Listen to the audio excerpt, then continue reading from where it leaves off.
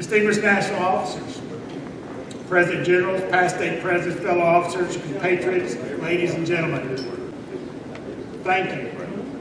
It's a blessing and a privilege for me to stand before you as your 2022-23 President. I believe there are no accidents. There's no such thing as an accident, and I believe that God puts us where He wants us to be, and I'm humbled to be called President. Your President. I'm here by the grace of God and the permission of JJ. Up there. She's put up with my activities and my endeavors for 44 years, and I'm thankful to have her here tonight. My wife, JJ. If you haven't met my daughter next to her, that's JJ Jr. Just like her mama. Well, actually not like it. My wife can squeeze $1 and get 5 quarters out of it, and that's what it takes to support my daughter. That's the difference. As I stand before you tonight, I stand on the foundation that many past presidents of this great society have built. I want to especially recognize the work of the past 3 state presidents.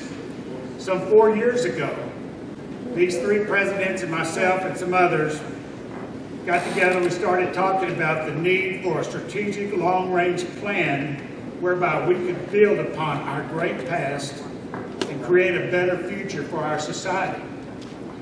Tom Jackson, David Temple, and Drake Petty have been and continue to be a key catalyst in leading the changes in our organization.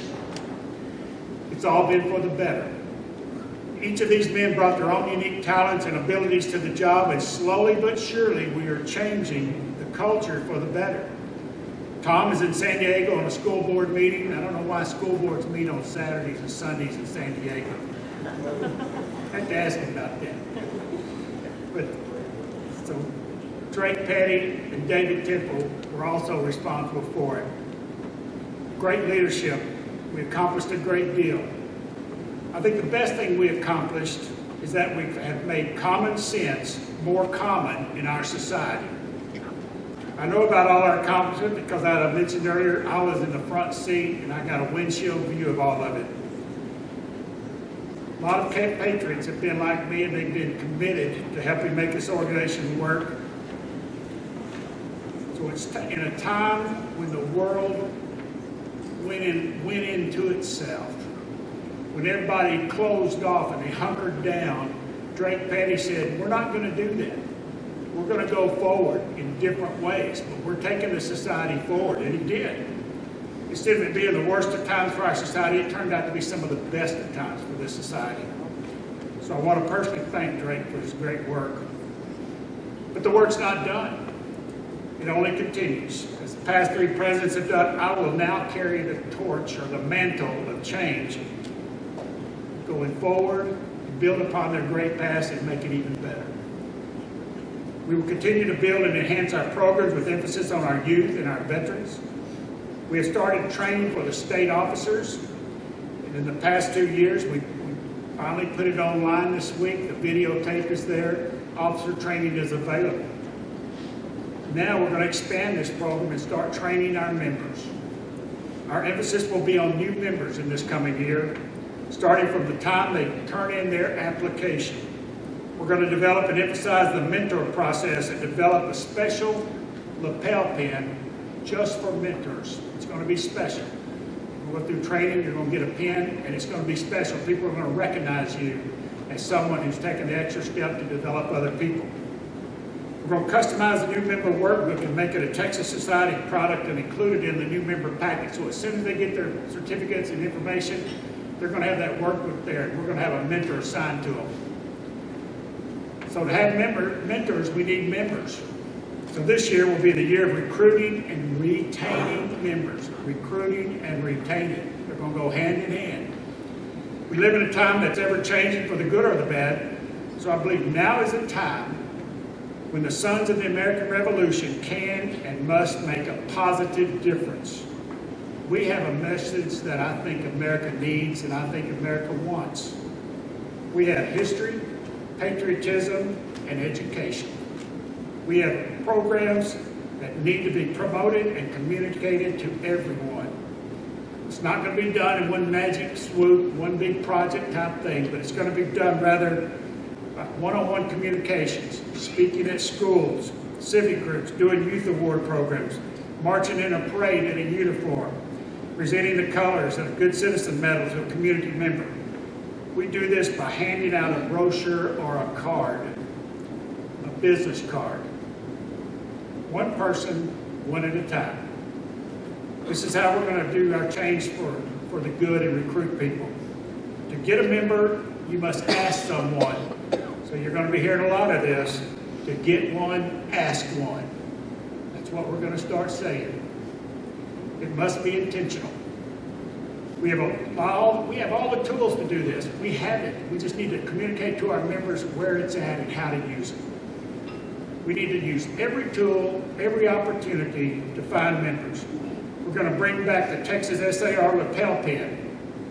Here, the Texas with the SAR on it that Bob Cohen invented some time ago. We're bringing that back. First thing I did, I got money from the finance committee. That's pretty good. I didn't be the president yet, but we're buying pins. That's going to be used to give to people who are recruiting other people. That's going to be something special that they give out. Each compatriot must be ready to talk to people about our great organization. When they ask about it, when they don't ask about it, tell them anyway. To get one, ask one. I want to tell you folks, 5 contacts I've made since I've been in this hotel. 2 on the elevator, 3 in person, gave them a card, gave them brochures. It was easy. It was like low-hanging fruit. It was there. And the opportunity presented itself. The guy asked me, he said, what organization is it? Sons of American Revelation. Do you like history? Oh, yeah, I love history. Well, let me tell you about it. It works. These compatriots are getting used the revised brochure that you have on your table in front of you. Sam Massey developed this brochure. There's a space on the back for you to put your contact information, and it says email us. Let them put your email down. Then it has the Texas SAR website on it where they can get on there and look. That's only one brochure. Since I've been here, Jen Cohen has got another brochure that's really great too. These are going to be on the website for you to pull off and print and use anytime. It's going to be there. That's the tools I'm talking about. They're there. Reach out and use them. Put them in public places at your doctor's office. Take some with you. Use them. You must follow up with your prospects. It's not enough just to give them a brochure, get their phone number, get their information, and then give them a call, especially if they're in your local area. Invite them to the meeting. That's an area of retention when I'm going to be charging the mentors and the chapter presidents to take the lead in ensuring our current and new members are at the meeting. In the old days, we used to call it a calling tree. Anybody remember the old phone tree we used to call it? What happened to that? It turned into email. That's fine. Let's email the people and tell them. But let's give them a phone call and show them a little bit extra. Need you to come to the meeting. Can I come by and pick you up? That's how we keep up with each other. Constant communication. We need to emphasize better meetings with solid topics. And to that end, compatriot Jason Shaw, the chairman of the Education Committee, has added many new excellent videos about Revolutionary War topics. It's on the website now. Jason, well done, little brother. Good job. Good job. We're going to use other tools like the short questionnaire to find out what people's interests are so that we can find out where their hot button's at. And that way we can plan ahead to see where we can use them. The district and local officers are going to be accountable for these memberships. It's not just going to be the chapter presidents, but it is. But it's going to be the district vice presidents that help oversee these chapters and give them the encouragement and the tools they need. Our district vice presidents have been trained, so they should know that this is how we go about our business of helping these chapters be more successful. We must know who they are, when they're absent, and follow up to get them back into the meeting again. Pull them back into the fold. It's all of our responsibility to look out for each other. I call it basic friendship. And I think in the local areas, that's the best way to have it. I'm counting on each chapter to do all the projects that you want to do, that you have planned to do. But when you do the project, I'm counting on you to report that. because we need that report in so that we can send it into national. For too long, the efforts of the Texas Society have not been recognized at national. And it's time for Texas to step up and again take our place as a national leader. We're the biggest society in the United States, and it's time we stepped up to the plate. When we look at what a successful organization looks like, we don't need to look any farther than the Daughters of the American Revolution. We can and should learn from their success, and so I'm asking every chapter in our state to get in touch with the local DAO organizations, make some inroads, create some bonds, work together so that we can spread the message of history, patriotism, and education everywhere. Both organizations do a great job on their own, but what can we do if we got cross the road, what do you call it, reach across the aisle or whatever like that, and work together on a lot of projects. So my emphasis is going to try to be working closer with the DAO on projects. I think it's well worth our time. As you can tell, I'm pretty concerned about membership. The reason why is because recently I saw numbers that 70% of this society is over 60 years of age. That's not good. You know, I used to do a lot of church growth studies and things like that, and we found that in churches, if you don't have 20% of your membership, young couples, young families, you're considered to be a dying church. You don't have a future. The same thing applies to organizations such as ours. Now, I don't know that we have all young couples and stuff, but I'd take a few 50-year-olds. So we need to emphasize younger members. I hear all the excuses about everything. Well, you know, they're too busy. They've got kids, jobs. Generation doesn't like to get involved. It's not convenient for them. Those are good excuses, but I believe that those excuses do not apply to every generation out here. There are people out here that will join us. Most of the time, the reason people don't join, they haven't been asked. They have not been asked. They don't know what the SAR is. We need to tell them. To get one, ask one. To help us reach out to the younger generation, I'm asking our IT committee to investigate a way that we can use social media even to our greater advantage. TikTok is a great start. When I went to national, they talked about TikTok. I said, "You got to be kidding me! They're doing this already." But it's great stuff, and these kids are in on that. Kids, I guess everybody can be a kid if you're 60 years old, 67. Social media is ever changing. We need a consistent and constant presence on Facebook, Twitter, Instagram, TikTok, and any other social media platform that we can do. It's a big undertaking,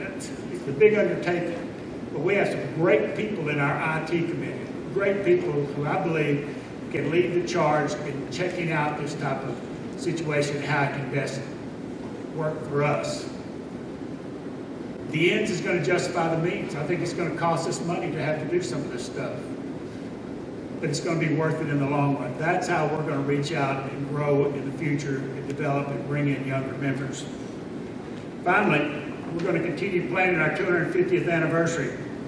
This involves a 5-year plan that's developed by the national organization. We have a committee headed up by Sam Massey, and we're going to be talking about partnering with New Jersey, which Sam's a member of New Jersey, and we've got some great inroads already made there. How awesome will it be for us to go take trips up to New Jersey to some of their 250th anniversary celebrations? That would be absolutely awesome to be where it really happened. Trenton, New Jersey, where it happened. That's pretty cool to think about that. Sam's working on all that stuff. We're going to join other lineage societies to have local celebrations as well. I'm excited about the future for our society. I believe that our greatest days are ahead of us. That we have a lot of irons on the fire. We have a lot of programs, a lot of dedicated compatriots who are making a difference, are working hard. We have a lot of goals and a lot of common vision. And that common vision is to make the Texas Society of the Sons of the American Revolution the absolute best that it can be. I believe that history calls us for such a time as this today, to remember the obligations to our forefathers who gave us the Constitution, the Bill of Rights, an independent Supreme Court, and a nation of free men. If it's got to be, it's up to me. Thank you very much. I appreciate it.